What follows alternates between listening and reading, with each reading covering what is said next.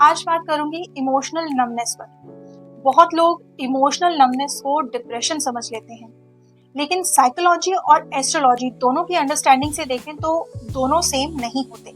There is a very thin line between emotional numbness and depression. और सबसे पहले एक बात ध्यान से समझने वाली है कि इमोशनल नमनेस का मतलब सिर्फ दुखी होना नहीं होता।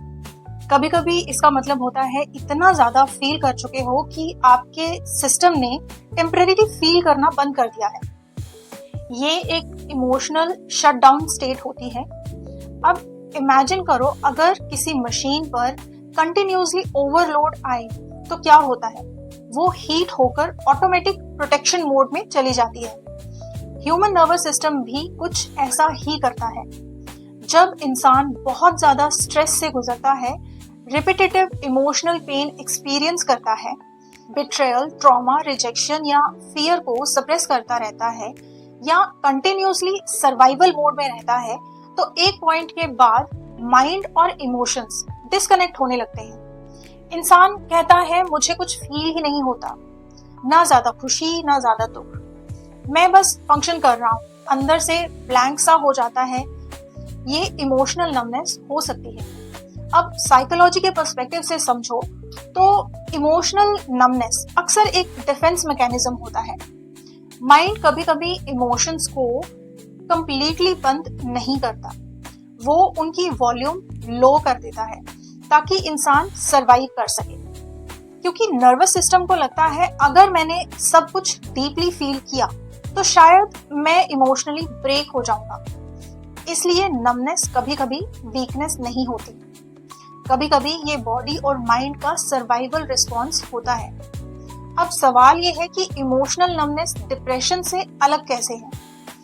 डिप्रेशन में यूजुअली परसिस्टेंट सैडनेस होती है, होपलेसनेस होती है, मोटिवेशन बहुत लो होता है, नेगेटिव थॉट्स स्ट्रांग होते हैं, लाइफ मीनिंगलेस लग सकती है। लेकिन इमोशनल नमनेस में हर बार सैडनेस विजिबल नहीं होती। कभी इंसान नॉर्मल भी दिखता है, वो काम भी करता है, लोगों से बात भी करता है, लेकिन अंदर से डिस्कनेक्टेड फील करता है। डिप्रेशन में पेन ज्यादा फील होता है, नमनेस में पेन भी डिस्टेंट लगने लगता है। सिंपल लाइन में समझो तो डिप्रेशन में इमोशंस हेवी हो जाते हैं, इमोशनल नमनेस में इमोशंस म्यूट हो जाते हैं। लेकिन दोनों ओवरलैप भी कर सकते हैं। कई बार लॉन्ग टर्म डिप्रेशन के बाद नमनेस आ जाती है। अब एस्ट्रोलॉजी के पर्सपेक्टिव से समझते हैं तो ज्योतिष में इमोशंस का मेन जो कनेक्शन है वो है चंद्रमा से।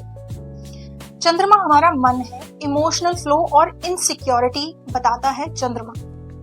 जब कुंडली में चंद्रमा हेविली एफ्लिक्टेड हो, शनि चंद्रमा की युति हो, या चंद्रमा पर शनि की दृष्टि हो, या शनि और चंद्रमा एक ही ट्राइन में हो, और राहु इमोशनल कंफ्यूजन क्रिएट करता है, केतु डिटैच करता है, या फिर फोर्थ हाउस इमोशनली बर्डन हो या हैमर्ड हो यानी पापकत्री में हो, तो इंसान इमोशंस को नेचुरली एक्सप्रेस करने में स्ट्रगल कर सकता है। एक इम्पॉर्टेंट चीज वो है strong Shani influence. Shani emotions को सप्रेस करता है, डिले करता है, हार्डन करता है। अगर व्यक्ति लाइफ में बहुत रिस्पॉन्सिबिलिटी, पेन या इमोशनल लोनलीनेस एक्सपीरियंस करे तो शनि सर्वाइवल मोड एक्टिवेट कर देता है। ऐसे लोग बाहर से स्ट्रॉन्ग दिखते हैं लेकिन अंदर से इमोशनली फ्रोजन फील कर सकते हैं। इसलिए कुछ लोग कहते हैं मुझे रोना नहीं आता, मैं अटैच नहीं हो पाता, मैं इमोशनली रिएक्ट ही नहीं कर पाता। ये हर बार लैक ऑफ हार्ट नहीं होता, कभी कभी ये ओवर प्रोटेक्टेड हार्ट होता है। राहु भी इमोशनल नमनेस में रोल प्ले कर सकता है। राहु माइंड को ओवर स्टिमुलेट करता है, कंटिन्यूस डिस्ट्रैक्शन, ओवर थिंकिंग और आर्टिफिशियल डोपामिन की वजह से इंसान अपने रियल इमोशन से डिस्कनेक्ट होने लगता है। केतु का भी बहुत बड़ा रोल हो सकता है इसमें। जब केतु ज्यादा सक्रिय हो जाए, इमोशनल नमनेस खासकर महसूस हो सकती है। जब केतु की महादशा या अंतरदशा चल रही हो, या केतु का चंद्रमा पर प्रभाव हो, केतु बेसिकली बाहरी खुशी हटाकर अंदर की खोज शुरू करवाता है। इस दौरान व्यक्ति अकेलापन चाहता है, ज्यादा सोचता है, दुनिया थोड़ी अनरियल लग सकती है। और जब चंद्रमा वीक हो जाए, शनि सप्रेस करे, केतु डिटैच करे और राहु कंफ्यूज करे, तो व्यक्ति खुद ही समझ नहीं पाता कि वो एक्चुअली फील क्या कर रहा है। अब एक और deep psychological point, emotional numbness का ऑपोजिट सिर्फ फीलिंग नहीं होता, उसका ऑपोजिट होता है सेफ फील करना। क्योंकि इमोशंस तभी नेचुरली फ्लो करते हैं जब नर्वस सिस्टम को सेफ्टी फील होती है। इसीलिए हीलिंग का फर्स्ट स्टेप फोर्सफुली इमोशंस निकालना नहीं होता। फर्स्ट स्टेप होता है सेफ्टी क्रिएट करना, बॉडी को रिलैक्स करना, रेस्ट अलाउ करना और ग्रेजुअली इमोशंस को एक्नॉलेज करना। एक चीज याद रखें, इमोशनल नमनेस का मतलब ये नहीं होता कि इमोशंस मर गए, नहीं, इमोशंस अंदर ही होते हैं, बस उनके और आपके बीच प्रोटेक्टिव वॉल्स बन जाती हैं। और हीलिंग का मतलब उन वॉल्स को तोड़ना नहीं, हीलिंग का मतलब है इतनी सेफ्टी क्रिएट करना कि वॉल्स खुद धीरे धीरे डिसॉल्व होने लगे। साइकोलॉजी नर्वस सिस्टम से समझाती है, एस्ट्रोलॉजी इमोशनल कार्मिक पैटर्न से समझाती है।